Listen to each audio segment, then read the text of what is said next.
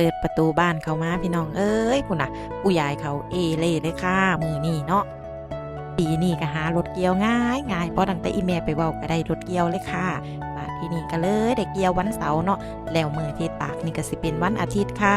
บรรยากาศการตากเขาก็บอกเลยว่าโอ้ปูนบักคักค่ะเพราะว่าหลายคนเนาะพี่น้องตากซอยกันเฮ็ดซอยกันทำข้าวเดียวก็เสร็จกันแล้วค่ะข้าวเจ้าเฮาก็สิยายในโรงรถส่วนข้าวเหนียวเฮาก็สิยายตั้งแต่หน้าห้องน้ำโจนไปฮอดหน้าบ้านกักละพี่น้องถามว่าปีนี้ได้ข้าวหลายบ่ก็บ่จักค่ะเพราะว่ารถเพิ่นน่ะเทเรื่อยๆเนาะรถเพิ่นบอกว่าใส่บ่ได้หลายปานใดก็สิคอยมาถอยใส่รถอีตุกเรื่อยๆนั่นนะ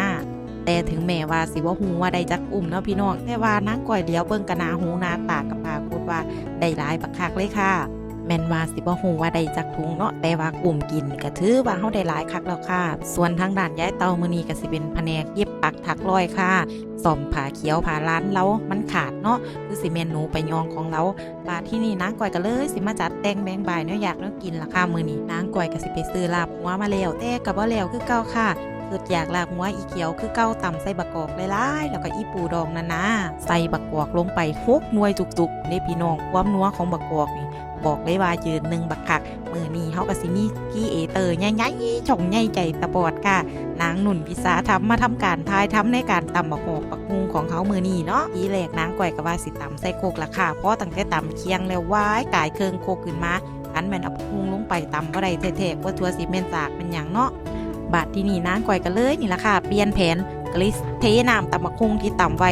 สาวลงหม้อหุงข้าวแบบนี้ล่ะค่ะกระแซบคือเก่าล่ะพี่น้องได้เครื่องหม้อหุงข้าวเนี่ยก็ยังว่านั่นตัวถึงแม้ว่าสิสาวใส่หม้อหุงข้าวก็บอกเลยว่าความนัวบ่ได้ลดลงเลยเด้อค่ะทุกคนค่ะแซ่บคือเก่าหลังจากที่เฮ็ดแนวอยากได้กินเสร็จสับเรียบร้อยนางก้อยกับลุงไม้ก็สิหาผักเขาลงแบบนี้ล่ะค่ะข้าวของเฮามื้อนี้ก็สิหลายอย่างพี่น้องบ่ว่าสิเป็นตำบักหุ่งปักหุ่งลาบก้อยซอยแซ่สุปหอกสุปเห็ดผักนางอ่างหญ้าโอ้ยแซ่บบักคักค่ะโดยเฉพาะกินกับครอบครัวเนาะบอกเลยว่าบรรยากาศแบบนี้มีความสุขบักคักค่ะแล้วมื้อนี้ได้ตำบักหุ่งกับผักกาดอันนี้แม่เขียวๆนี่แม่คันอื่นซื้อบ่ถือซื้อว่าจังใดก็หวานพี่น้องกินกับตำบักหุ่งแซ่บบักคักหลังจากที่แบบว่าเฮากินข้าวเสร็จสับเรียบร้อยเมียนผักกอกผักเขาแล้วทางด้านร้านเฮาก็แกะกระเทียมบ่ทันค่ะเลยหอบไม้พอให้แม่พี่ให้น้องแกะซอยแบบนี้ล่ะค่ะทุกคนค่ะแกะหลายคนตัวมันจะค่อยเหลวไว้เนาะแม่นบ่มู้เจ้าว่าแกะหลายคนมันก็เหลวไว้คือจังว่าล่ะค่ะเพราะฉะนั้นเฮาก็ต้องเอามาแกะที่บ้านถ้าเฮาไปเฮ็ดอยู่ร้านเฮาสินานเสร็จค่ะงานอยู่ร้านเฮาก็หลายคือกัน